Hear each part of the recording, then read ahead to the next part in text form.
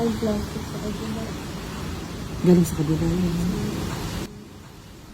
Opong is moving away from the Philippines. This after rolling onshore just around Samar in the Bicol region, and there has been at least 10 reports of deaths from this. Some from drowning, one from a wall collapse, another from trees falling, and you see the images here.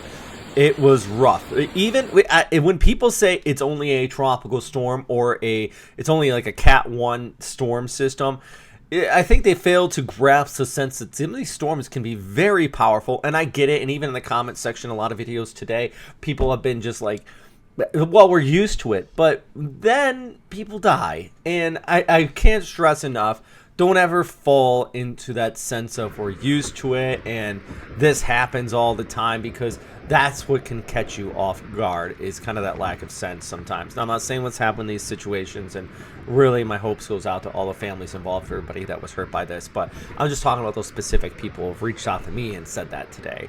And this goes not just for the Philippines, but any country around the world, including the United States, and yes, even over here towards Vietnam, where, well, Opong, also known as Bualoi, is expected to come on shore as we go ahead into Monday and over towards Tuesday, kind of lingering and continuing to bring rainfall, and expected to become a strong typhoon as it comes on shore too. So we're going to be looking at some heavy rainfall, and that's going to be one of the big issues. Coastal areas could see as much as 200 to 300 millimeters south of Hanoi along those coastal mountains.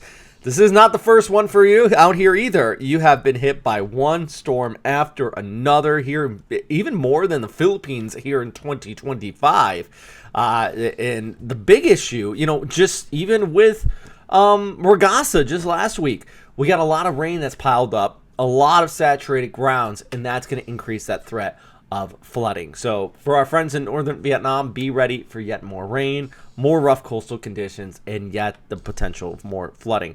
Meanwhile, back towards the east, though, we do have this other area of convection just towards the south of Guam I'm keeping an eye on. Now, this area looks kind of interesting. It's falling apart. It's this convection rate in here that some long-range guidance is trying to pick up on, maybe for some additional development. And I say some long-range guidance because not all of it at all. Okay, not all of it is really picking up on it. In fact, let's jump over to some of our models here and just take a gander at what the first ECMWF is showing as we go ahead through Sunday, Monday, into Tuesday. And we get some of this convection kind of pushing on in, but nothing crazy. Just kind of your general run-of-the-mill showers pushing on by. But if we jump over towards the GFS, I wish it would load. Let's refresh it. We jump over to GFS, though, we can see this area right here. Look at this by Tuesday into Wednesday and Thursday of next week. That's been pretty aggressive. Maybe the second over towards the third of spinning up that convection near Guam. It's that time of year where this stuff does happen.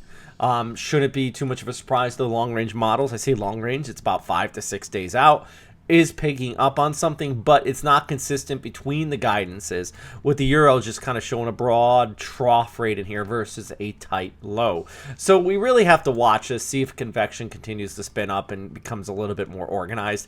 Even as we look ahead, let's say this is what the Euro ensembles show. It's not even really picking up much in the SpaghettiOs, which is pretty telling of how confident that specific model is of something developing out of this. The GFS has been a little bit more aggressive, but it's nothing that I would be writing home about with this. So, yeah, we're going to continue to keep you posted on it. I mean, that's my whole goal with these long-range updates, and short-term as well, is keep you updated.